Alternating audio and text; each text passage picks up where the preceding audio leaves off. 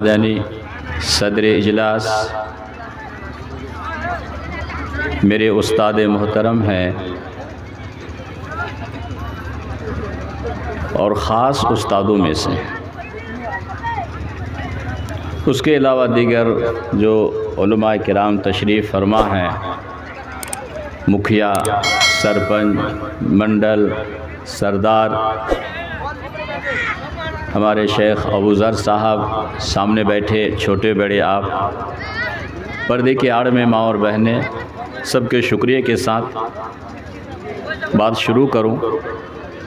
जो लोग बाएं हैं, आप में से कोई मुखिया, सरपंच बड़े होंगे, लेकिन मुझे माफ़ कर दीजिएगा, मेरी आदत थोड़ी सी बुरी है। आप कुर्सी लेके सामने आ जाएं तो मुझे बोलने में थोड़ा सा अच्छा लगेगा। नहीं, यहाँ आ जाएं, थोड़ा सा यहाँ आ जाएं। जो लोग पीछे हैं थोड़ा सा आप लोग गोल हो जाइए। अगर कुछ बोलने देना चाहते हैं मुझे तो थोड़ा सा करीब हो जाएं आप लोग खड़े हैं, थोड़ी सी जगह ले लीजिए, थोड़ी सी। ठीक है, चलिए, अच्छा हुआ, ठीक, बहुत अच्छा। थोड़ी सी तो दूर हैं बाबू, आगे आ जाइए ना। छोटे हैं तो बाबू, बड़े हैं तो भाई, और बहुत बड़े हैं तो चचा। आ जाइए, आइए, ठीक है। बहुत आदमी है माशाल्लाह, दूर दूर थे इसलिए कम लग रहा था। देखिए, तकरीर बहुत हो चुकी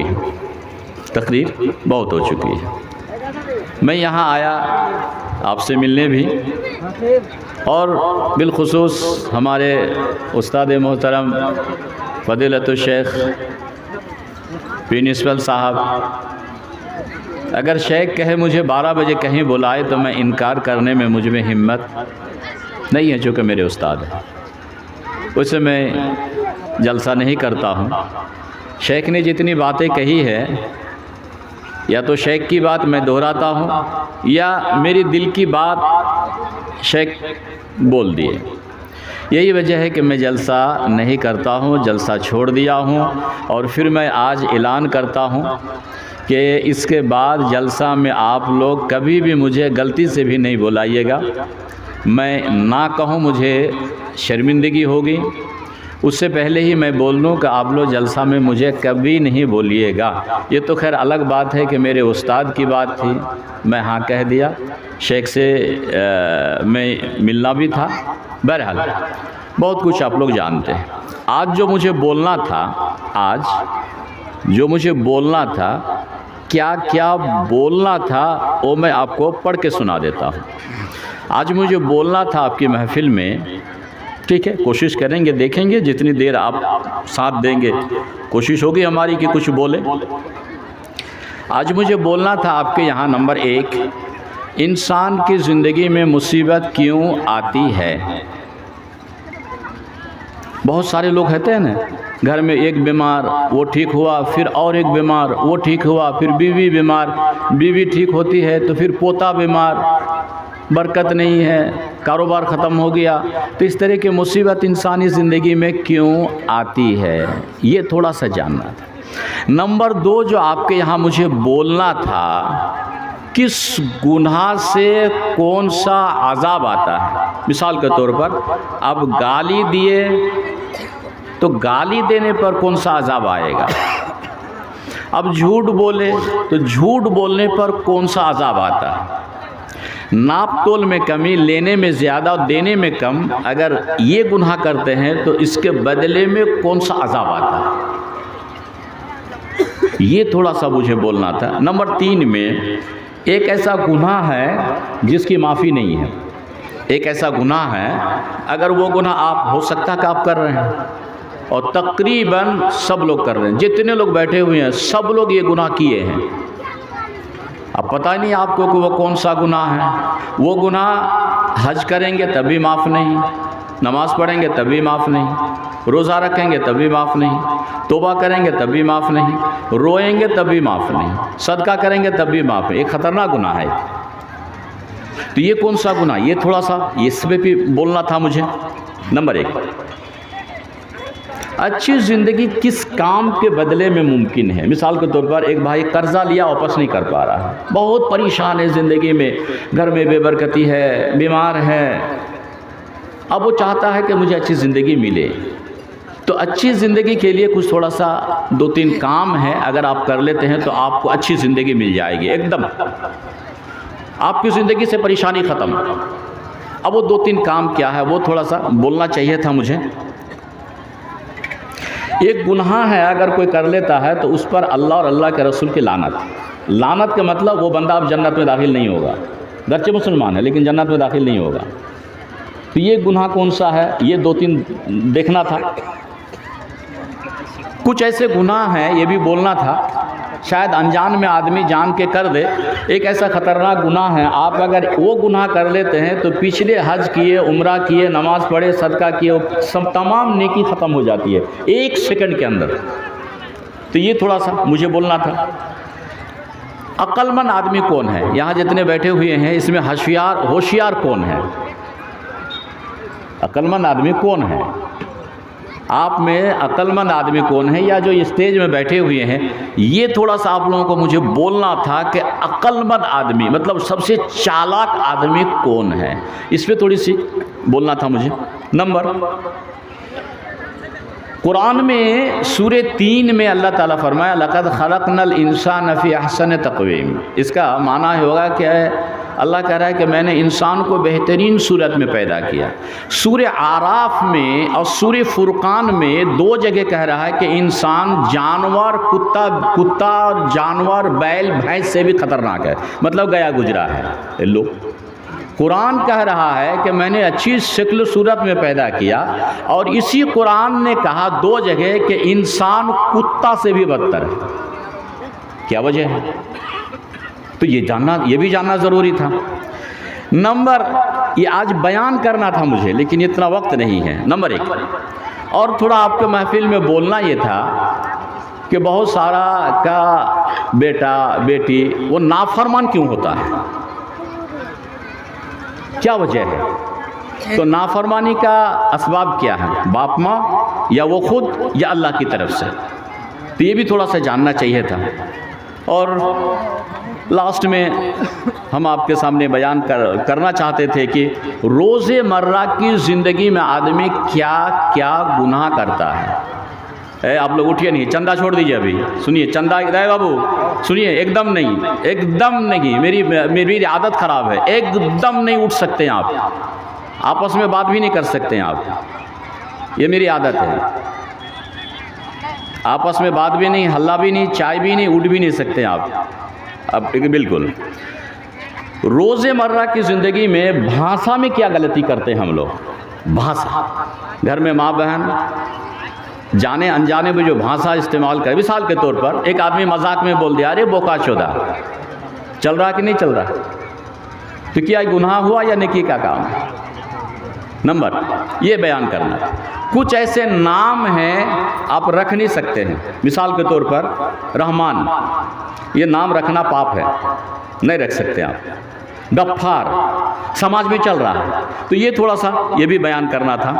और लास्ट में ये बयान करना था, और यहाँ से हम शुरू भी करना चाहते हैं। ढेर सी बातें, इतना बोलने के लिए 4-5 घंटे की ज़रूरत है, लेकिन आधे घंटे में बात हम मुकम्मल करेंगे इंशाअल्लाह बिइज़्निल्लाह। गुनाह का क्या क्या नुकसान होता है अपनी ज़िंदगी में इंसान के, जाने अनजाने में जो गुनाह करते हैं, तो गुनाह का क्या क्या नुकसान है, यहाँ से बात थोड़ी सी बोल दूँ, फिर अच्छी ज़िंदगी, और इसके बाद थोड़ी बहुत चंद दुआएं आपको बोल के सिखा के मैं इंशाअल्लाह यहाँ से चला जाऊँगा।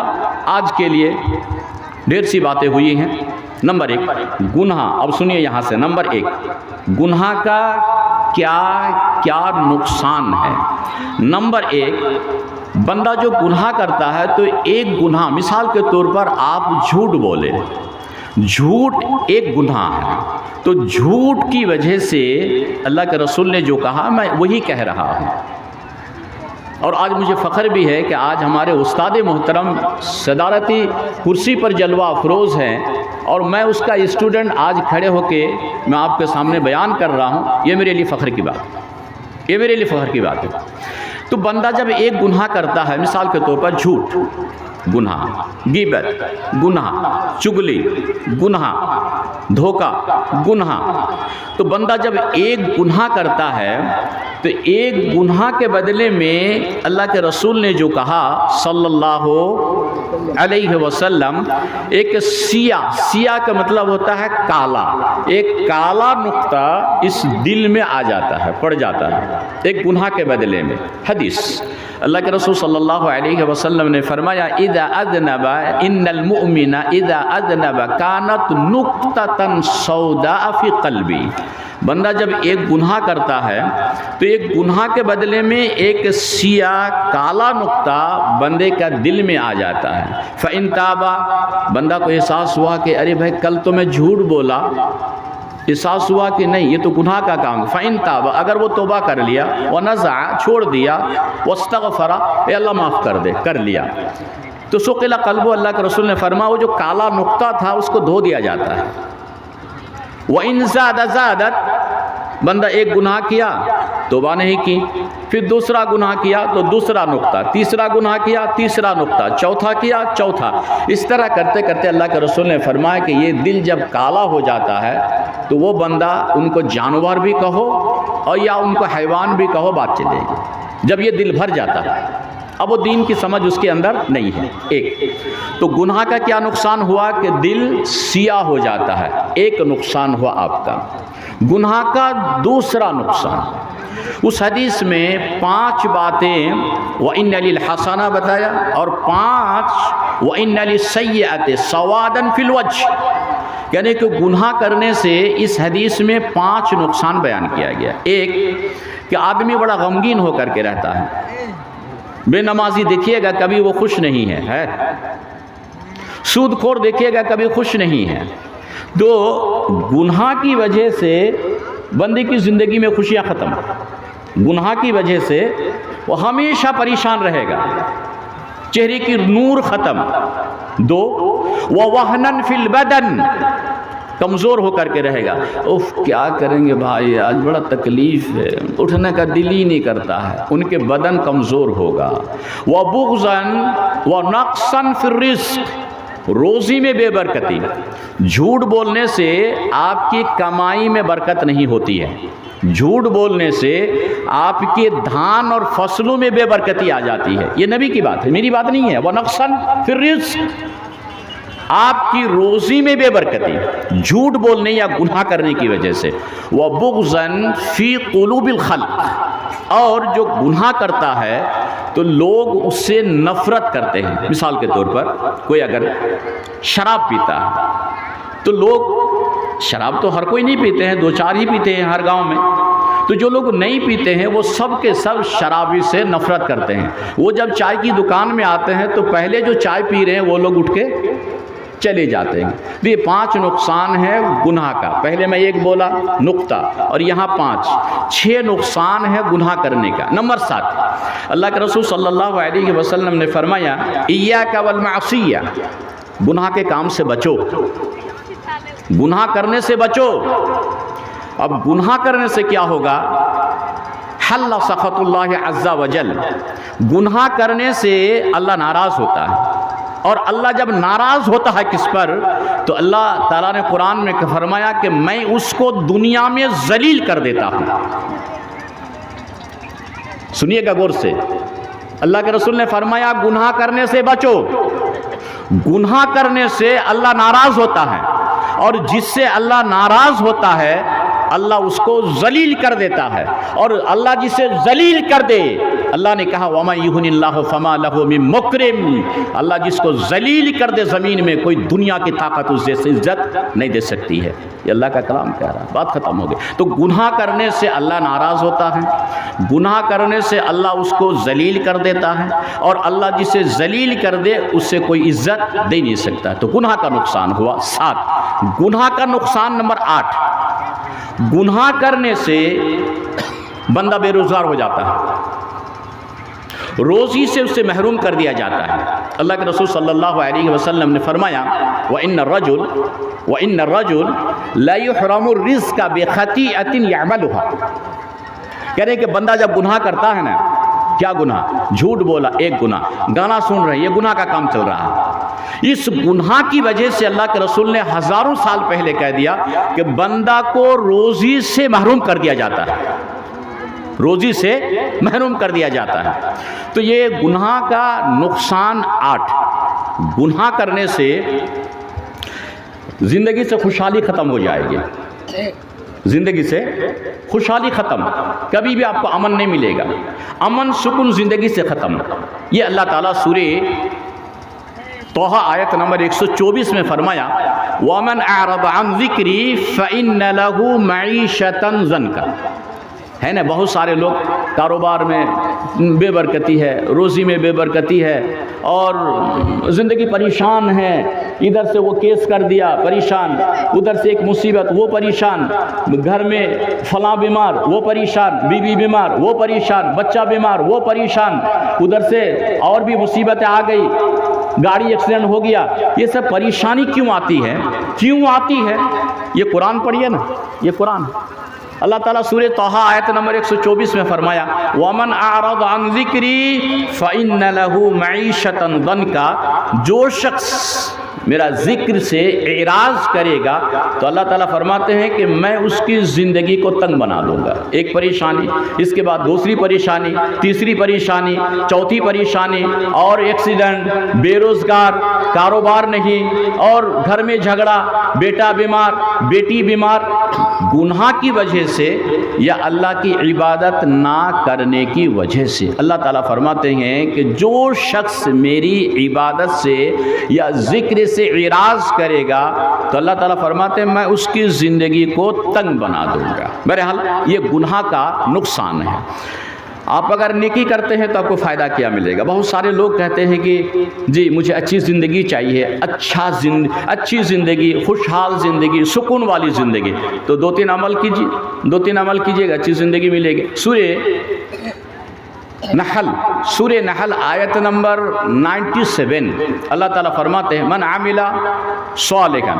पहले मैं जो बयान किया वो गुनाह का नुकसान, गुनाह करने से ज़िंदगी में बेबरकती, सिया नुक्ता पड़ेगा, रोज़ी में बेबरकती, कमाई में बेबरकती, उनकी ज़िंदगी में तंगी, अल्लाह ताला का अज़ाब, अल्लाह उसको जलील करेगा, रोज़ी से महरूम कर देगा गुनाह की वजह से।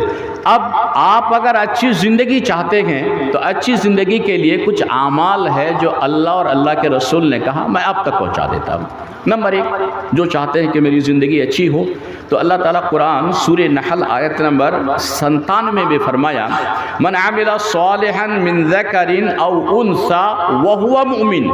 कह रहे हैं कि जो शख्स अच्छा अमल कर रहा है, जो शख्स अच्छा अमल क्या है? नमाज पढ़ना अच्छा अमल है, नमाज अच्छा अमल है, कुरान पढ़ना अच्छा अमल है, रोज़ा रखना अच्छा अमल है, सच बोलना अच्छा अमल है, सदका करना अच्छा अमल है।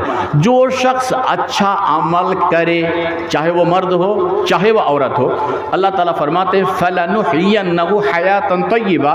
तो अच्छा अमल के बदले अल्लाह वादा फरमाते हैं कि मैं उसको अच्छी ज़िंदगी अता कर दूँगा। समझ में आ रही बात? तो अच्छा अमल के बदले में अच्छी ज़िंदगी, बुरा अमल के बदले में बुरी ज़िंदगी। क्या पसंद है आपको, अच्छी ज़िंदगी या बुरी? अच्छी, तो अच्छा अमल करना पड़ेगा बाबू। अच्छी ज़िंदगी के लिए अच्छा अमल करना पड़ेगा और बुरी ज़िंदगी के लिए बुरा अमल। अल्लाह ने वो भी कहा सूरह तोहा में कि जो शख्स मेरा अमल नहीं करेगा, जिक्र नहीं करेगा, उसको ज़िंदगी तंग बना देंगे, और जो अच्छा अमल करेगा उसको हम अच्छी ज़िंदगी दे देंगे। क्या पसंद है बोलिए, बस क्या पसंद है? क्या? अच्छी ज़िंदगी, अच्छा अमल करना, बस अच्छी ज़िंदगी चाहिए, अच्छा अमल करना पड़ेगा। मिसाल, बीमार पड़ते हैं तो डॉक्टर के यहाँ जाते हैं, डॉक्टर दवाई लिख दिया, लिखता है कि नहीं? अब अगर दवाई नहीं खरीदे, उसी पुर्जी को जेब में रख दे तो फ़ायदा होगा? फ़ायदा नहीं होगा। तो इसका मतलब है कि सिर्फ अच्छी ज़िंदगी चाहिए बोलने से नहीं होगा, नमाज पढ़नी पड़ेगी। नमाज अच्छा अमल, बोलने से फ़ायदा नहीं है। बहरहाल अच्छा अमल से अच्छी ज़िंदगी मिलेगी, एक मैं बोल दिया। नंबर 2, तौबा इस्तिग़फ़ार करने से। हर किसी को माल चाहिए ना, माल। बाबू लोग मोबाइल मत देखो, ये नहीं, ऐसी ये गलती मत करो बाबू, ऐसा नहीं करो, ऐसा नहीं करो। तौबा इस्तिग़फ़ार, ये बात कहाँ है? ये बात सूरह नूह आयत नंबर 10, 11 और 12 में।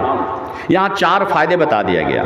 आप अगर गुनाह किए हैं तौबा कर लीजिए, ए अल्लाह मैं जो गुनाह किया हूँ तौबा, बस इतनी बात बोलनी है, ज़्यादा कुछ नहीं बोलना है।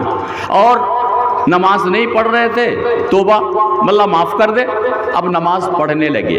फ़ायदा क्या होगा? यहाँ 4 और एक बहुत बड़ा फ़ायदा सुनिएगा ना, शायद इससे पहले आप लोग नहीं सुने होंगे मेरी बात, या जो फ़ायदा है। तो अल्लाह ताला फरमाते हैं फ़कुल तुस्तग़फ़िरू रब्बकुम इन्नहु काना गफ़्फ़ारा। नंबर 1, आप अगर अपने गुनाहों से तोबा कर लेते हैं, फ़कुल तुस्तग़फ़िरू रब्बकुम, तुम अपने रब से इस्तिग़फ़ार करो, तोबा करो, या अल्लाह जो किया माफ़ कर दे, तोबा। बस इतनी बात अगर करते हैं तो फ़ायदा नंबर 1, युरसिली समा अलैकुम मिदरारा, अल्लाह आसमान से पानी बरसाएगा आपके लिए, नंबर 1। नंबर 2, वयुमदिदकुम बिअमवालिम व बनीन, माल, बात नहीं करो, कितनी बार बोलूँगा, मुझे डिस्टर्ब हो रहा है। नंबर 3 का फ़ायदा, 2 और 3, वयुमदिदकुम बिअमवालिम व बनीन, माल से और बेटा से अल्लाह आपकी मदद करेगा अगर आप गुनाहों से तोबा कर लेते हैं। तो जो भी गुनाह किए हैं, अल्लाह मैं गुनाह किया हूँ, तोबा तू मुझे माफ़ कर दे, तो पहला फ़ायदा है कि अल्लाह माफ़ कर देगा। दूसरा फ़ायदा आसमान से पानी बरसाएगा। तीसरा फ़ायदा माल और बेटा से उसकी मदद करेगा। माल चाहते हैं आप? हाँ या ना बोलिए ना, माल चाहते हैं तो गुनाहों से तोबा कीजिए। ये अल्लाह का कलाम है, ये मेरी बात नहीं है। अल्लाह ने कहा फ़कुल तुस्तग़फ़िरू रब्बकुम, तोबा करो, तोबा करो। अल्लाह का वादा है युमदिदकुम बिअमवालिम व बनीन, अल्लाह माल और बेटा से तुम्हारी मदद करेगा, लेकिन गुनाहों से तोबा। गुनाह के रहते हुए माल मुमकिन नहीं है, मुमकिन नहीं है। इसका मतलब है कि गुनाहों से तोबा है, फिर अच्छी ज़िंदगी मुमकिन है। ठीक है, 2 बातें हो गई, अच्छा अमल, अच्छी ज़िंदगी। यहाँ क्या है? गुनाहों से तोबा, माल, औलाद, गुनाह माफ़, बारिश, और क्या चाहिए? अब आगे सुनिए जो बड़ी बात है। सूरह फुरकान आयत नंबर 70। सूरह फुरकान, मशाइख आपसे भी गुजारिश है, मुझे बहुत मेरी आदत ख़राब है। असल में मक्का में रह के जो आदत है ना, मक्का में आदमी बैठा तो बैठा, और वही आदत मेरी हो गई। आप अगर आराम से बैठेंगे ना, मैं अभी जो मुझे ऐसा लगा कि मैं पूरी रात बोल लूँगा, और हदीस कुरान कम नहीं पड़ेगा मेरे पास, लेकिन मुझे शांत माहौल चाहिए, चाहे वो कोई भी हो, स्टेज हो या सामने हो। मेरी बुरी आदत है, चूँकि मैं मक्का में रहता हूँ बहुत दिनों से, और वहाँ बोलने की जो आदत है मुझे, आदमी एकदम शांत बैठा हुआ। हाजी लोग जाते हैं ना, 1 लाख, 1.5 लाख, 10,000, 20,000, 50,000 हाजी सामने बैठा होता है, चाहे मैं तर्जुमा करूँ या अरबी बोलूँ या कुछ भी करूँ, लेकिन सामने शांत माहौल मिल जाए ना, 10 आदमी बैठे और कुछ ना हिले वो, तो मैं मुमकिन है कि 5 घंटा बोल लूँगा।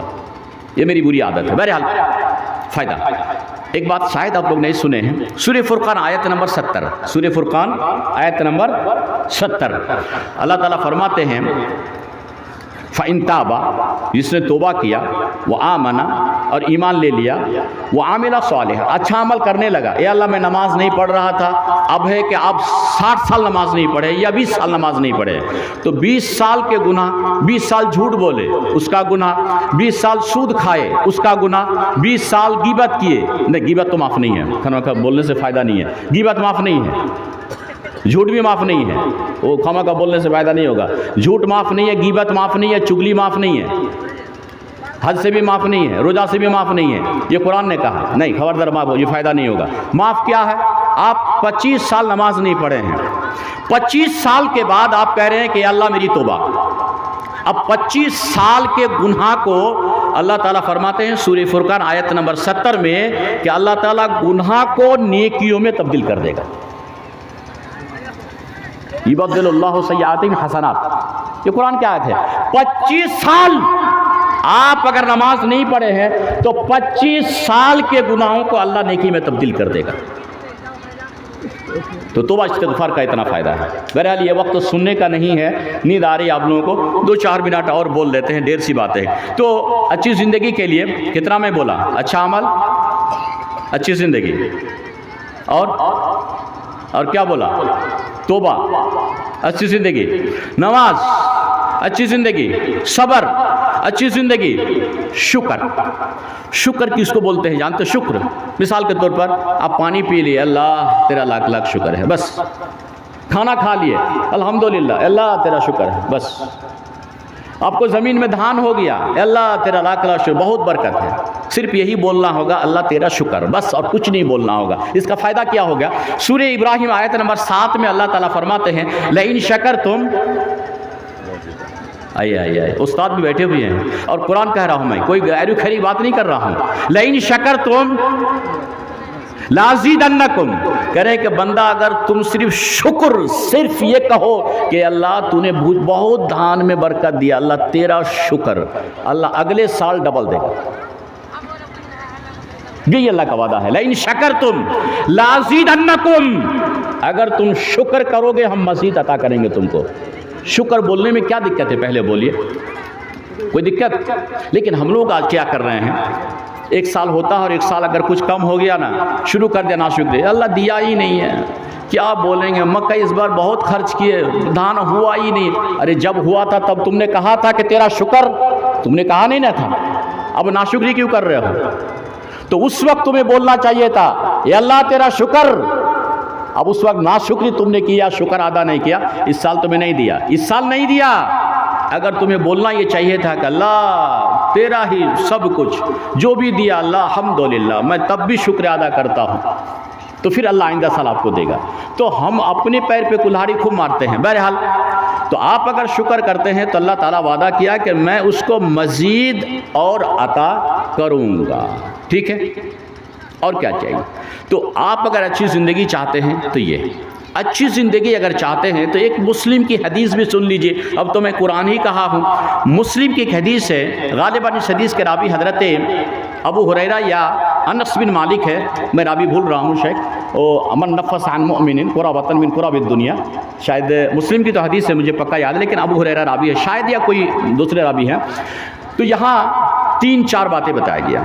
आप अगर चाहते हैं कि मेरे साथ भला हो तो अल्लाह ताला डायरेक्ट भला देता है, और एक भला देता है वास्ता के साथ। तुम इसके साथ भला करो, अल्लाह करेगा, मैं तुम्हारे साथ करूँगा। ये हदीस है, ये हदीस है। एक अल्लाह ताला कहा दिया कि बंदा तुम मुझसे दुआ करो मैं दे दूंगा। एक नेकी अल्लाह ताला ऐसे देता है, तुम इनके साथ करो मैं तुम्हारे साथ करूंगा। ये हदीस है। मन नफ़्फ़स अन मुमिनिन कुराबतन मिन कुराबिद दुनिया नफ़्फ़सल्लाहु अन्हु कुराबतन मिन कुराबि यौमिल क़ियामह। तर्जुमा इसका ये हुआ, अल्लाह के रसूल सल्लल्लाहु अलैहि वसल्लम फरमाते हैं, यानी अल्लाह फरमाते हैं कि अगर तुम किसी मोमिन मुसलमान की परेशानियों में से दुनिया में एक परेशानी में आप हाथ बटा देते हैं, मिसाल के तौर पर एक गरीब आदमी है, उनके पास गाड़ी नहीं है, अबू हुरैरा जज़ाकल्लाहु खैर, एक गरीब आदमी है, मोटरसाइकिल नहीं है, लेकिन घर में बेटा बीमार है, बेचारे के पास भाड़ा नहीं है लेकिन बच्चा बीमार है, बेचारे के पास ले जाने वाला कोई नहीं है लेकिन बच्चा बीमार है। अब कितनी परेशानी है। तो अल्लाह के रसूल ने फरमाया कि अगर एक मोमिन मुसलमान की परेशानियों में से, दुनिया की परेशानियों में से एक परेशानी को अगर आप हल कर देते हैं तो क़ियामत के दिन अल्लाह ताला आपकी परेशानियों में से एक परेशानी को हल कर देगा, आसान बना देगा। नंबर 1। नंबर 2, वमन यस्सरा अला मुसिरिन वमन यस्सरा अला मुसिरी यस्सरल्लाहु अलैहि फिर दुनिया वल आखिरा। कह रहे हैं कि आप अगर किसी के साथ आसानी का मामला करते हैं तो अल्लाह ताला आपके साथ दुनिया और आखिरत में आसानी का मामला करेगा। आप अगर किसी मोमिन की पर्दापोशी करते हैं तो अल्लाह ताला दुनिया और आखिरत में आपके पर्दापोशी करेगा। ये रवाहु मुस्लिम की हदीस है। तो अल्लाह ताला कभी डायरेक्ट देता है और कभी इनडायरेक्ट। तो आप जितना हो सके गरीब की भला कीजिए, अल्लाह आपकी भला करेगा। लास्ट में है अल्लाहु फी औनिल अब्द मा कान अल अब्दु फी औनि अखीह। आप जब तक किसी मोमिन के साथ अच्छा करता रहिएगा अल्लाह ताला आपके साथ अच्छा करेगा। ये अल्लाह का वादा है। तो आप गरीब के साथ अच्छा कीजिए, अल्लाह आपके साथ अच्छा करेगा। आप किसी के साथ भला कीजिए, अल्लाह आपके साथ भला करेगा।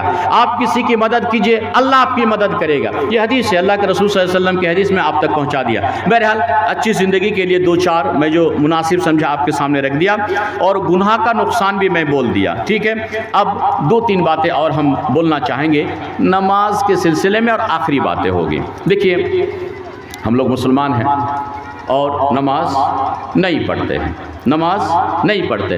तो जो नमाज नहीं पढ़ता वो मुसलमान नहीं हो सकता। नमाज नहीं पढ़ने वाला आदमी मुसलमान नहीं हो सकता, सवाल ही नहीं पैदा हो सकता। क़यामत का एक मंजर मैं बता देता हूँ।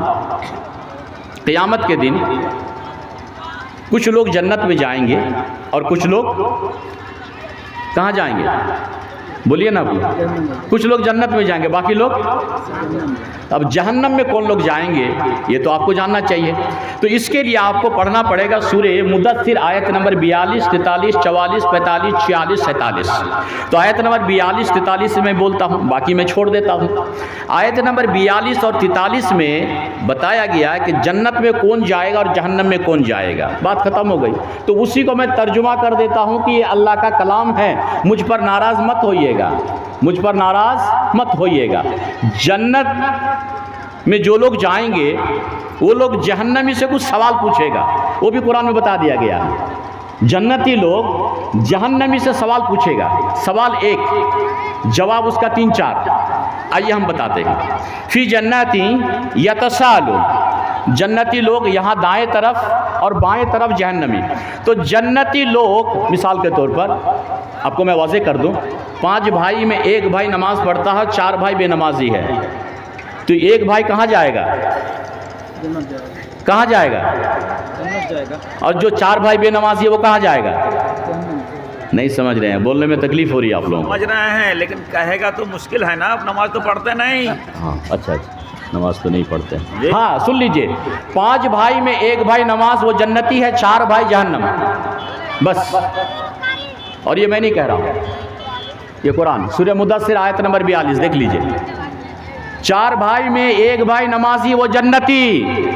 4 एक जन्नती, 4 बेनमाजी, बाप बेनमाजी, माँ बेनमाजी, बीवी बेनमाजी, आपका बेटा बेनमाजी, आपकी आंखों के सामने जहन्नम में जलेगा। ये कुरान ने कहा, मैं तर्जुमा करता हूँ। बस मैं अपनी जिम्मेदारी निभाने आया हूँ, आपकी जिम्मेदारी है अमल करो या नहीं करो। कुरान ने साफ कह दिया, बेनमाजी जहन्नम, नमाजी जन्नत। तर्जुमा, फी जन्नती, फी जन्नती, जन्नत को अपने समझ रहे हैं ना, जन्नत।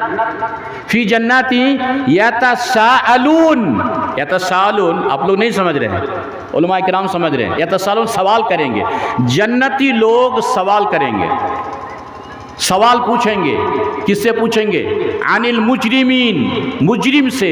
मुजरिम जो आपका जेल गया वो मुजरिम, जिना किया मुजरिम, गांव में दारू पिया मुजरिम, गुनाह का काम किया मुजरिम।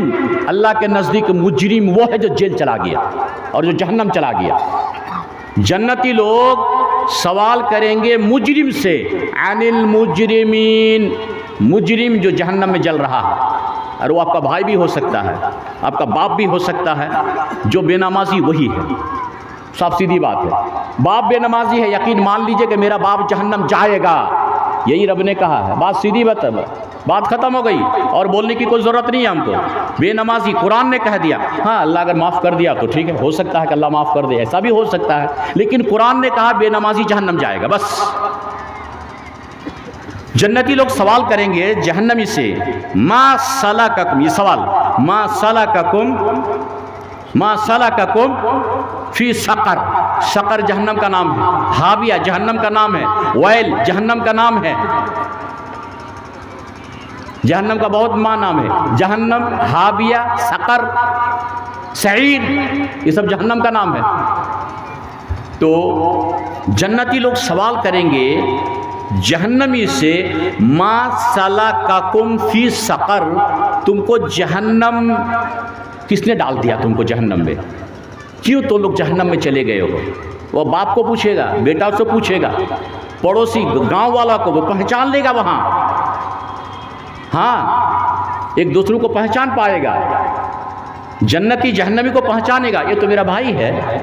पूछेगा मा सलककुम, मुखिया साहब होगा, पहचान लेगा, ये तो वोट मांगने आया था, मंत्री साहब ये तो वोट मांगने आया था, पहचान नहीं सकेगा। मा सलककुम फी सकर, तुम जहन्नम में क्यों, किस चीज़ ने तुम्हें जहन्नम में डाल दिया। अब जहन्नमी जो जवाब देगा कुरान में, जहन्नमी जो कहेगा वो अल्लाह कह रहा है, अब मैं मुंह से आप तक पहुंचा रहा हूं। जहन्नमी कहेगा कालू लम नको मिनल मुसल्लीन, वो जहन्नमी लोग कहेगा कि हम लोग नमाजी नहीं थे, हम नमाज नहीं पढ़ते थे। हो गया, इसका मतलब क्या हुआ? आप बोलिए, आप लोग, अब आप लोग बोलिए क्या हुआ मतलब, आप लोग बोलिए ना अभी। अभी तो थोड़ा सा बोलिए आप लोग, तो मेरी हिम्मत होगी। क्या होगा इसका मतलब? बेनमाजी क्या मतलब है, क्या समझे बेनमाजी? तो आप लोग नमाज पढ़िएगा। नंबर, आप अगर अकेले नमाज पढ़ते हैं तो अभी क़ियामत में पास नहीं हो पाइएगा। वो भी सुन लीजिए, हदीस सही बुखारी सही मुस्लिम की है और इस हदीस के रावी हज़रत गालिबन अब्दुल्ला बिन उमर है। आप अगर अकेले नमाज पढ़ते हैं और आपके घर में आपका बेटा बेनमाजी, सुन लीजिए, आपके घर में आपकी बेटी बेनमाजी, आपके घर में आपकी बीबी बेनमाजी, और आपके घर में आपका पोता बेनमाजी, आपके घर में आपकी पोती बेनमाजी, आपके घर में आपकी बहू बेनमाजी, कितने? लेकिन घर का गार्जियन आप हैं। सुन लीजिएगा हदीस, मैं फालतू बात कोशिश करता हूं कि ना बोलूं, खबरदार, जरूरत नहीं है। हदीस कुरान इतने पढ़े हुए हैं, गीत गाने की क्या जरूरत है जलसा में? पहले बोलिए तो। हदीस कुरान मौजूद है। मेरे उस्ताद मोहतरम ने कहा मैं सर चुमूं, बात सही भी है बिल्कुल। हदीस और कुरान मौजूद, और इसके बाद भी अगर इस स्टेज में कोई मौलवी गाना गाता है, आइंदा साल मत बुलाइए उसको। ये गाना गा के सुन के आपको हमें गुमराह कर दिया है। इतनी बातें जो मैं कह रहा हूं, क्या ये हदीस कुरान है? फायदा हो रहा? नहीं हो रहा, छोड़ देता हूं, क्या दिक्कत? मुझे जलसा करने का शौक नहीं। आप अगर गार्जियन हैं, आप अगर गार्जियन हैं और आप नमाज पढ़ रहे हैं माशाल्लाह, लेकिन घर में बेटा बेटी बहू बीबी पोता पोती बेनमाजी है, नमाज नहीं पढ़ते हैं, या आप उसको नमाज पढ़ने नहीं बोले हैं, तो क्या क़ियामत के दिन आप पास होंगे? नहीं। क्या ये बात मैं अपनी तरफ से बोल रहा हूँ? नहीं। कहाँ है? हदीस में। हदीस सही बुखारी सही मुस्लिम में है। अल्लाह के रसूल सल्लल्लाहु अलैहि वसल्लम ने फरमाया, अला कुल्लुकुम राइन व कुल्लुकुम मसूलुन अन रइयतिही। इसका तर्जुमा ये हुआ कि क़ियामत का दिन घर के जो गार्जियन है ना, बाप, तो गार्जियन से एक सवाल होगा। क्या सवाल होगा? कि तुम नमाजी था, बहुत अच्छी बात, लेकिन तुम्हारे घर वाले नमाज पढ़ते थे या नहीं? एक सवाल है क़ियामत के दिन का। अब आप क्या जवाब देंगे? आप कहेंगे कि मैं पढ़ता था, ठीक है, घर वाले सब क्या पढ़ते थे? तो घर के बारे में भी आपको जवाब देना होगा। तो इसलिए घर को भी आप नमाजी बनाएं, पोता नमाजी बनाइए, बेटा नमाजी बनाइए। मौलवी नहीं जाएगा, मौलवी जलसा में बोलेगा। आपका बेटा को नमाज पढ़ाना बाप की जिम्मेदारी है, ये मौलवी की नहीं है। लिख लीजिए इस बात को, कलम है, लिख लीजिए इस बात को। आपका बेटा को नमाजी बनाना मौलवी की जिम्मेदारी नहीं है। आपका बेटा आपके साथ 24 घंटा रहता है। बेटा की कमाई आप खाते हैं, मौलवी नहीं। बेटा को नमाजी आपको बनाना होगा, मौलवी की जिम्मेदारी नहीं है। सुन लीजिए इस बात को गौर से। और हदीस पढ़ रहा हूँ, हदीस कह रहा हूँ, सही बुखारी सही मुस्लिम की है। अल्लाह के रसूल ने फरमाया कि घर में अगर बेटा बेनमाजी है, बाप वो पास नहीं हो सकता खुद अकेले नमाज पढ़ के। हाँ, उसका बेटा गर्दन थाम लेगा, दामन पकड़ के जाने नहीं देगा। ऐ अल्लाह, ये मेरा बेटा है, मुझे कभी कहा ही नहीं नमाज पढ़ने के लिए, अब जा नहीं सकते हैं जन्नत। नंबर 1, नमाज बेटा को पढ़ाना होगा। एक हदीस और एक कुरान की आयत सुन लीजिए, फिर आगे बात कुछ बोलेंगे इंशाअल्लाह। अल्लाह के रसूल सल्लल्लाहु अलैहि वसल्लम ने फरमाया, मुरु औलादकुम बिस्सलाति वहुम अबनाओ। आप लोग नहीं जानते, मुरु औलादकुम बिस्सलाति वहुम अबनाओ 7 सिनीन। ये देखिए, ये 7 साल नहीं, ये भी 8-9 साल का हो गया। ये हो सकता है 7 साल का। बाबू खड़े हो जाओ, तुम थोड़ा सा, बाबू थोड़ा सा खड़े हो जाओ बाबू रे। नहीं, ये तो 8 साल 9 साल हो गया, ये 8 साल 9 साल हो गया। चलिए, ये 8-9 साल का बच्चा, खड़े रहो बेटा। ये 7 साल जब बड़ा हो जाए ना, 7 साल का बेटा, तब बाप के लिए जो अल्लाह के रसूल ने फरमाया, मैं पढ़ता हूँ। अल्लाह के रसूल ने फरमाया, जब तुम्हारा बेटा 7 साल का हो, बेटा या बेटी, उस वक्त नमाज का हुक्म दो। आप लोगों ने ऐसा किया? कोई हाथ उठाइएगा, एक आदमी भी किए? अल्लाह आपको जन्नत में दाखिल करे। और कौन? 2, अल्लाह आपको भी जन्नत दाखिल करे। बाकी 3, अल्लाह आपको भी जन्नत में दाखिल करे। बाकी सब गलत है, सब लोग गुनहगार हैं। हाथ, खबरदार, जवाब नहीं दीजिएगा, सब लोग गुनहगार हैं। आपने इस हदीस के खिलाफ वर्जी की है। हाँ, अल्लाह के रसूल ने फरमाया, 7 साल का लड़का हो जाए, बेटा या बेटी या पोता, और आप दादा हैं उस घर में, तो 7 साल का हो तो नमाज का हुक्म दो। नमाज का हुक्म 7 साल में दो। वज़ू सिखाओ, मस्जिद लेके जाओ। नंबर 1। मुझे जो लगता है, तजुर्बा मेरा जो कहता है, तजुर्बा ही नहीं, खबा अपना तजुर्बा बयान करने से क्या ज़रूरत है, नबी की हदीस ही मौजूद है, कुल्लु मौलूदिन यूलदु अला फितरा फ़अबवाहु युहव्विदानिही। और ये अल्लाह के रसूल ने फरमाया कि बेटा की बाप की वजह से बेटा बेनमाजी होता है, मजूसी होता है लेकिन नमाजी मैं फिट कर रहा हूँ। घर में बाप बेनमाजी है इसीलिए बेटा बेनमाजी है। सही है गलत? बाप नमाजी होता तो बेटा भी नमाजी होता। इसका तजुर्बा मेरी ज़िंदगी में है, मेरे उलमा, मेरे उस्ताद की ज़िंदगी में है। मेरी 2 साल की बेटी है, 1.5 साल की बेटी है, मेरे साथ जाके सजदा करती है चूँकि बाप बेनमाजी है। आपका बेटा बेनमाजी इसलिए कि आप बेनमाजी घर में है, इसलिए क़यामत के दिन आपको हिसाब देना होगा। ठीक है? तो नमाज ज़रूरी, खुद पढ़िए, घर में औलाद को नमाजी बनाइए, बीबी को भी नमाजी बनाइए। हाँ, बीबी भी अगर बेनमाजी है तो फिर आपका भी कल्याण नहीं है। हाँ, आप अगर बोलते हैं वो नहीं पढ़ती है तो गुनहगार है,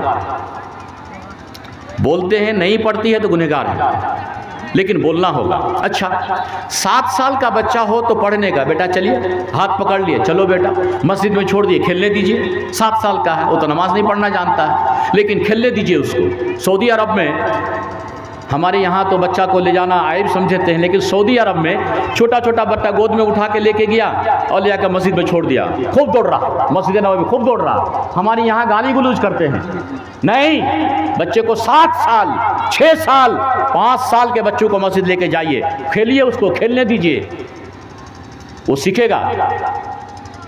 देखिए, सिखाना चाहते हैं तो बच्चों को बच्ची की ज़िंदगी में सिखाइए, बड़ा होने के बाद आप सिखा नहीं सकते हैं।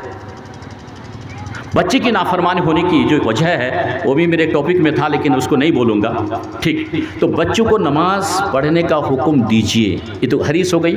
अब कुरान, सूरह तहरीम आयत नंबर 6, अल्लाह ताला का भी हुक्म है। अब जब अल्लाह का हुक्म है तो आप क्या कहेंगे, ये अल्लाह का हुक्म वाजिब है। तो अल्लाह ताला फरमाया, या अय्युहल्लज़ीना आमनू। यहाँ कोई गैर मुस्लिम है, हिंदू भाई कोई है? कोई है? नहीं है ना?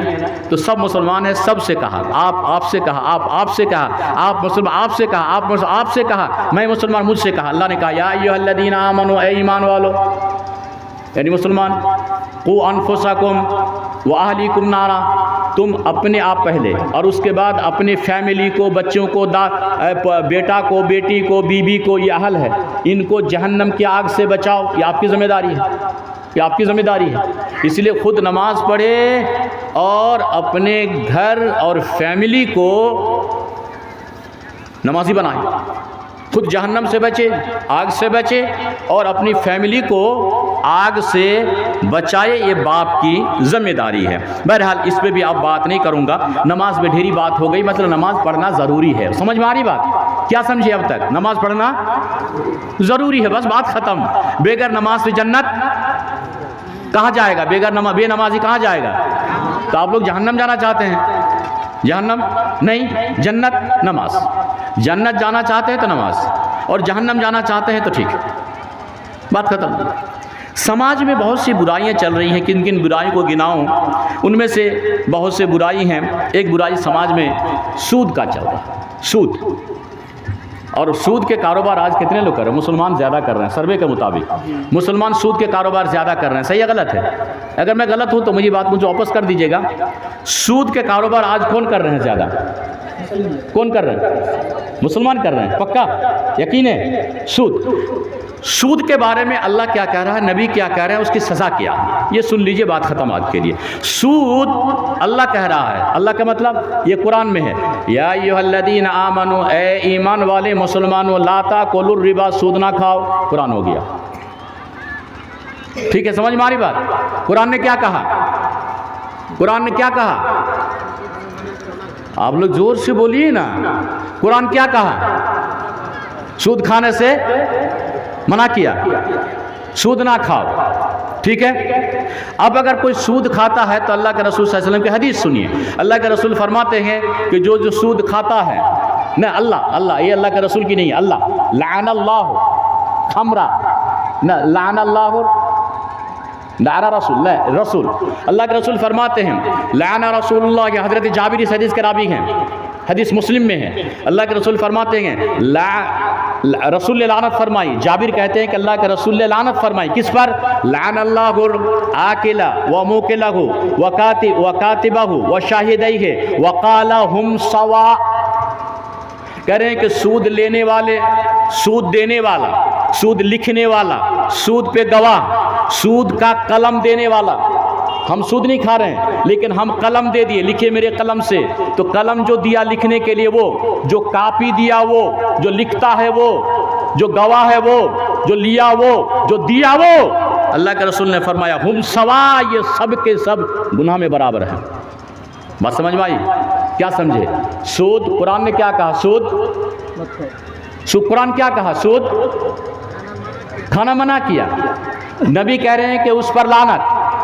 अब अगर कोई सूद खाता है और सूद खाते खाते मर गया तो अल्लाह ताला ने फरमाया मअवाहुम जहन्नम, वो जन्नत नहीं जाएगा, उसका ठिकाना जहन्नम है। बात खत्म हो गई। अब क्या बोलेंगे? और तो सूद कौन खा रहे हैं? मुसलमान। अरे छोड़िए ना, हिंदू की बात ही नहीं कर रहे हैं, यहाँ कुरान करे या अय्युहल्लज़ीना आमनू, ए ईमान वाले मुसलमान, पहले तुम तो ठीक हो। बात कर रहे हैं, बात नहीं कीजिए मुखिया जी। हिंदू छोड़िए, मैं कह रहा हूं पहले कुरान कहा है ईमान वाले तुम ठीक हो। पहले हिंदू की बात क्यों कर रहे हैं आप? नहीं, हिंदू छोड़िए, हिंदू से ज्यादा गुनहगार हम मुसलमान हैं। हमारा दावा है कि हम कुरान मानते हैं, और कुरान कह रहा है ला ताकुलू अमवालकुम बैनकुम बिल बातिल, बातिल तरीके से किसी का माल मत खाओ। यहां तो भाई भाई का जमीन बेईमानी कर रहा है। क्या बात कर रहे हैं? उनको क्यों बोलने जाएंगे हम? अपने ठीक हो पहले। कुरान ने कहा, नबी कह रहा, कुरान ने कहा नमाज पढ़ो, हम बेनमाजी हैं, बोलने जाएंगे हिंदू को? क्यों बोलने जाएंगे उसको? पहले हम ठीक हो जाए, पहले हम ठीक हो। खाता सब है, हम अपनों को पहले देखें, पहले इस्लाह अपनी करें आप, पहले आप सूद छोड़िए, फिर किसी को बोलने के जरिए। आज मेरा तो तजुर्बा कह रहा, उस्ताद का भी तजुर्बा, मेरा भी तजुर्बा यही है, अगर हम मुसलमान आज ठीक हो गए ना, तो किसी हिंदू को, गैर मुस्लिमों को कुरान दावत देने की ज़रूरत नहीं, वो खुद ब खुद मुसलमान हो जाएगा। दारू हम पीते हैं, वो कहता है कि यार कैसा मुसलमान है। यार शराब हम पीते हैं, वो कहता है यार कैसा मुसलमान है। बेनमाजी हम हैं, वो कहता है यार कैसा मुसलमान है। तो हमारी वजह से वो इस्लाम कबूल नहीं कर रहा, उसकी बात कर रहे हैं। पहले हम अपनी बुराई को छोड़े। बहरहाल सूद के कारोबार चल रहे हैं, सूद हराम, कुरान ने हराम किया, नबी ने हराम किया। सूद खाने खिलाने वालों पर अल्लाह के रसूल ने लानत फरमाई। रिश्वत नंबर 2 समाज में, रिश्वत क्या कर रहे? घुसखोरी। अब उस्ताद को बैठा के इतनी बात बोलना मेरे लिए, मेरे मतलब अब ज़िबा नहीं देता है, क्योंकि बहुत थके हुए हैं। एक प्रोग्राम से आए मेरे उस्ताद प्रिंसिपल साहब, एक प्रोग्राम करके यहाँ आए। अब बात तो दिल तो अब लग रहा है, चाह रहा है कि कुछ अब बात कर लूँ, लेकिन अब नहीं कहूँगा, चूँकि उस्ताद के खिलाफ बढ़ चुके, थके हुए हैं, और फिर अभी रात का सफ़र चले जाएंगे किशनगंज। तो एक दो बातें और कह करके माजरत के साथ से बस। रिश्वत हराम, रिश्वत घुसखोरी, समझ रहे हैं? नीचे से मंडल साहब है, थोड़ा दे दिया। मंडल साहब भी वही है, सरदार साहब भी वही, मुखिया साहब भी वही, सब साहब आजकल वही हैं। बेगर लिए पंचायती मुमकिन नहीं है। रिश्वत, अल्लाह के रसूल सल्लल्लाहु अलैहि वसल्लम ने फरमाया कि राशि वल मुर्तशी, जो सूद रिश्वत लेता है वो देता है, उन दोनों पर लानत है। सही है गलत? दोनों पर। ये समाज की बुराई में गिना रहा हूँ, इसको छोड़िए। रिश्वतखोरी ये भी हराम, सूद वो भी हराम है। ठीक, अब क्या बोलेंगे, अब क्या कहेंगे? आखिरी बातें कह के मैं छोड़ देता हूँ। ढेर सी बातें हैं बोलने के लिए। समाज की बुराई अगर बोलने जाऊँ, वो बुराई जब तक आप नहीं छोड़ेंगे, आपकी ज़िंदगी, खुशहाली ज़िंदगी मुमकिन नहीं है। अल्लाह के रसूल सल्लल्लाहु अलैहि वसल्लम ने झूठ बोलने से इतनी ताकीद के साथ मना फरमाया है। झूठ बोलने से आपकी रोज़ी में बेबरकती आती है, और झूठ के अड्डे हमारे घर में और हमारे समाज में, मुसलमानों में। अल्लाह के रसूल सल्लल्लाहु अलैहि वसल्लम ने झूठ बोलने के लिए 3 बार ताकीद से फरमाया, अला बक़ौल ज़ूर व शहादत ज़ूर। ऐ लोगों सुनो, झूठ ना बोलोगे, झूठी गवाही नहीं दोगे। अला बक़ौल ज़ूर व शहादत ज़ूर, खबरदार सुनो, झूठ नहीं बोलोगे, झूठी गवाही नहीं दोगे। जज़ाकल्लाहु खैर। और आज हम लोग झूठ बोल रहे हैं, झूठ की वजह से घर में बेबरकती है, रोज़ी में बेबरकती है, कर्जा ख़त्म ही नहीं हो रहा। यार झूठ छोड़ो ना यार, अच्छी ज़िंदगी के लिए झूठ छोड़ो ना यार। झूठ नहीं छोड़ोगे तो अच्छी ज़िंदगी मुमकिन नहीं है। रोज़ी में बरकत मुमकिन नहीं है। हाय हाय की ज़िंदगी, नफसी नफसी की ज़िंदगी और यानी तंगी की ज़िंदगी तुम्हारी ज़िंदगी बन जाएगी। झूठ नहीं छोड़ो, झूठ छोड़ो, अच्छी ज़िंदगी मिलेगी। यार गीबत छोड़ो, अच्छी ज़िंदगी मिलेगी। बहरहाल तो गीबत के ताल्लुक़ से भी चंद बातें हम लोग कर लिए। उसके बाद समाज में औरत मर्द जो बोल में गुनाह कर रहे हैं, बहुत सारे लोग आते हैं मजाक मजाक में बोल देते हैं, अरे बोका चोदा। अब इसका माना आप जानते हैं, बोका और ऊपर से क्या है? अब क्या बोलेंगे, उस्ताद हैं, ये गुनाह नहीं बोली। माँ बहन भी अपने बेटियों को जो गाली देती है, अरे रांडीर छैल है, सही है गलत है? ये कितना बड़ा, समझ के देखिए कितना बड़ा गुनाह है। अरे जारवार छैल है, ये कितना बड़ा गुनाह है। जारवा समझ रहे हैं, मैंने ढेलर हुए हुए थे, मन उसका शौहर का नहीं है, वो यही ना बोलते। ये सब समाज में इस चीज़ के घर का माहौल को बदलिए आप लोग। ढेर सी बातें हैं, इन्हीं बातों के साथ मैं 3-4 दुआ आपके सामने आखिरी बातें कर लूँ। लोग परेशान हैं, बहुत सारे लोग घर में भूत से परेशान हैं और बहुत सारे लोग जिन्नात से परेशान हैं। और कुछ माँ बहन जो होती है ना, बच्चा होने के बाद वो ताबीज़ और वो टीका लगाती है, वो तिरछा करके। क्या ख्याल है, क्या ख्याल है? आपके घर में बेटा बेटी है ना, वो देखिएगा माँ बहन वो काजल के साथ साथ एक काला टीका यहाँ लगा देती है। तो मेरे भाइयों, टीका टाका ये सब छोड़ दीजिए। अल्लाह के रसूल सल्लल्लाहु अलैहि वसल्लम की चंद दुआएं हम आपको सिखा देते हैं। जब आपके घर में छोटा बच्चा हो या बड़ा हो, या आप हो, बड़ा हो या छोटा हो, बेटा हो या बेटी हो, जवान हो या मर्द हो, औरत हो या मर्द हो, बूढ़ा हो या बूढ़ी हो, कोई भी हो, आप अगर आपको लगता है कि मेरे घर में जादू मंत्र टोना भूत परीत बचना चाहते हैं, तो छोटा सा अमल कर लीजिए, भूत परीत ख़त्म, जादू मंत्र नहीं चलेगा, ठीक है। बहुत सी बातें हैं, उनमें छोटा सा अमल कर लीजिएगा।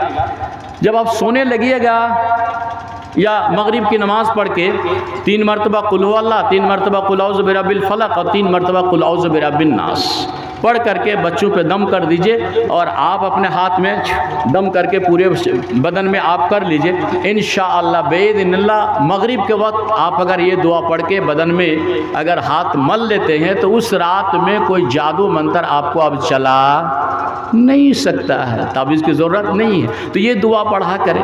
नंबर 1, आपके घर में अगर शैतान है, आपके घर में अगर शैतान है, आजकल बराए नाम हम लोग मुसलमान हैं, बराए नाम मुसलमान हैं, कुरान घर में तो पढ़ाया जाता ही नहीं है।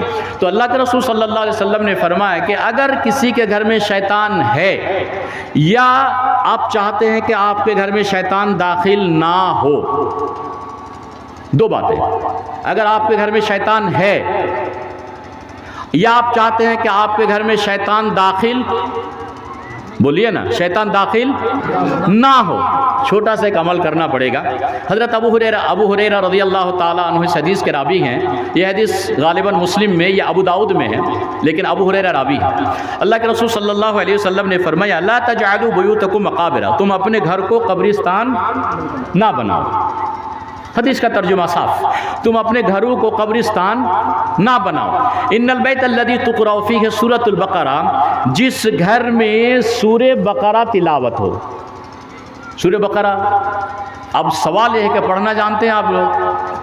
2% जानते हैं, यहाँ इतने लोग तो जानते हैं, बाकी इतने लोगों में मुझे शक है, यहाँ जितने बैठे हुए हैं पढ़ने जानते हैं? नहीं जानते। और फिर दावा है क्या मुसलमान है? दावा है क्या मुसलमान है? क्या बात कर रहे हैं? कुरान नहीं पढ़ने से क़यामत में पास नहीं होंगे आप। शायद सुने हैं कि नहीं सुने हैं, मैं अपनी बात नहीं कर रहा हूँ, ये बात सूरह फुरक़ान आयत नंबर 30 में है। कुरान पढ़ना ज़रूरी है, कुरान सीखना ज़रूरी है। क्या बात कर रहे हैं आप? मत बोलिए कि कुरान पढ़ना नहीं जानते, नहीं जानते, सीखना होगा आपको, सीखना होगा आपको। आप बूढ़े हो गए ना, सीखना होगा आपको, कुरान सीखना है आपको, नहीं तो मैं कुरान ही पढ़ देता हूँ। वक़ाल रसूल या रब इन्न कौमी इत्तख़ज़ू हाज़ल कुरान महजूरा। क़यामत का मंजर होगा, रब होगा और नबी होंगे, नबी जो कहेंगे कुरान में लिख दिया हज़ारों साल पहले, वक़ाल रसूल या रब, ए मेरे रब, इन्न कौमी इत्तख़ज़ू हाज़ल कुरान महजूरा, ये मेरी कौम ये कुरान नहीं पढ़ रही थी दुनिया में। क्या बात कर रहे हैं आप? कुरान पढ़ना ज़रूरी है। बहरहाल आप अगर चाहते हैं कि आपके घर में शैतान दाखिल, जोर से बोलिए, आप चाहते हैं कि आपके घर में शैतान दाखिल, घर में शैतान पहले से है, क्या चाहते हैं आप? निकाल दे। तो अल्लाह के रसूल सल्लल्लाहु अलैहि वसल्लम ने इलाज बता दिया। उस घर में तावीज़ लटकाने की ज़रूरत नहीं। ओझा को मत बुलाइए, वो 2000 ले लेगा। कोबराज को मत बुलाइए, वो 5000 ले लेगा। ठिकुआ को मत बुलाइए, नहीं तो 10,000 आपके गले में गमछी लगा के ले लेगा और फिर आपको और भी बेड़ा गर्क करके चला जाएगा। हाँ, आपको कोई बांध चला कर रख दिया। खबरदार, नबी ने जो कहा वो कीजिए। जिस घर में भूत हो उस घर में बैठ करके सूरे बकरा की तिलावत करो, यह नबी की बात। अब अल्लाह के रसूल ने फरमाया जिस घर में सूरे बकरा की तिलावत होगी ला यदखुलुहु शैतान, उस घर में शैतान कभी दाखिल नहीं होगा। ये अच्छा लगा सुन के? बोलिए हाँ या ना। अच्छा लगा? ओझा कुर्बत की जरूरत नहीं है। सूरा बकरा पढ़िए, शैतान दाखिल नहीं होगा। शैतान है।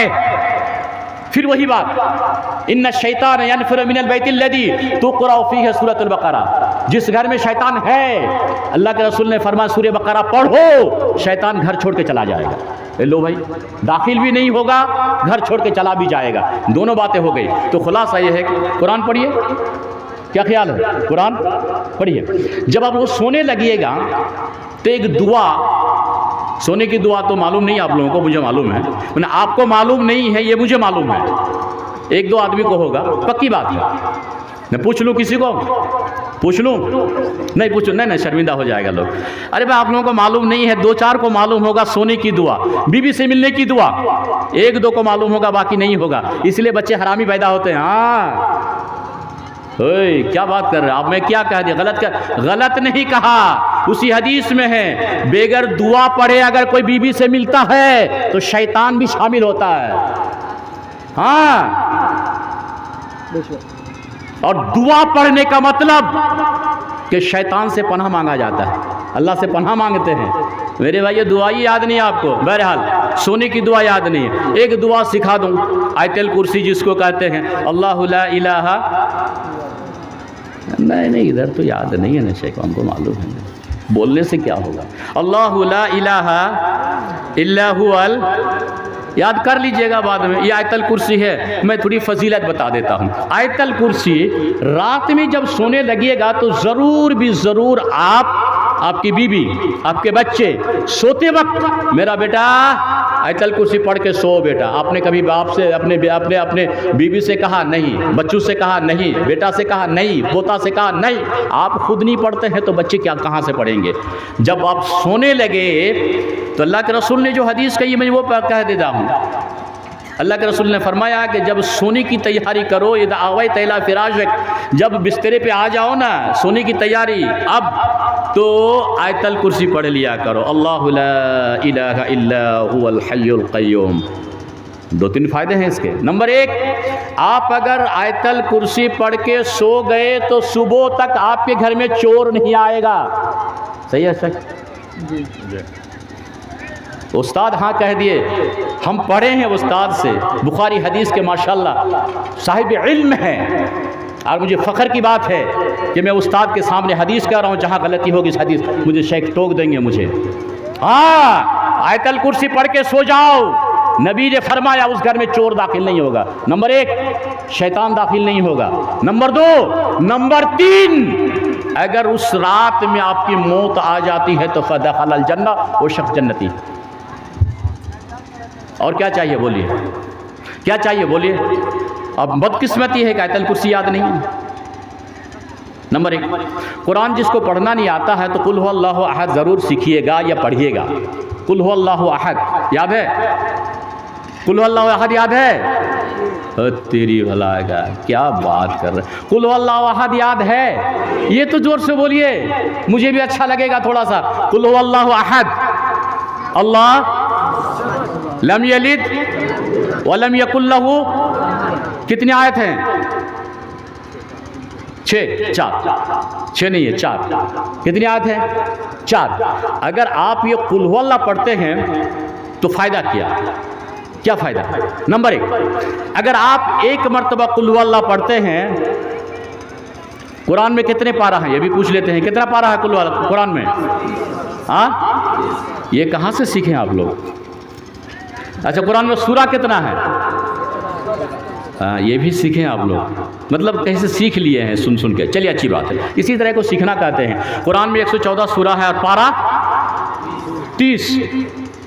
तो अल्लाह के रसूल सल्लल्लाहु अलैहि वसल्लम ने जो कहा वो मैं कह रहा हूँ, अल्लाह के रसूल ने जो कहा वो मैं आप तक पहुँचा रहा हूँ, कहने रहा हूँ कि पहुँचा रहा हूँ। अल्लाह के रसूल सल्लल्लाहु अलैहि वसल्लम ने फरमाया कि आप अगर कुल हु अल्लाहु अहद अल्लाहुस समद लम यलिद वलम यूलद वलम यकुल लहू कुफुवन अहद एक बार अगर पढ़ते हैं तो 10 पारा कुरान पढ़ने में जो नेकी आपको मिलेगी, एक बार कुल हु अल्लाह पढ़ने में नेकी मिल गई आपको।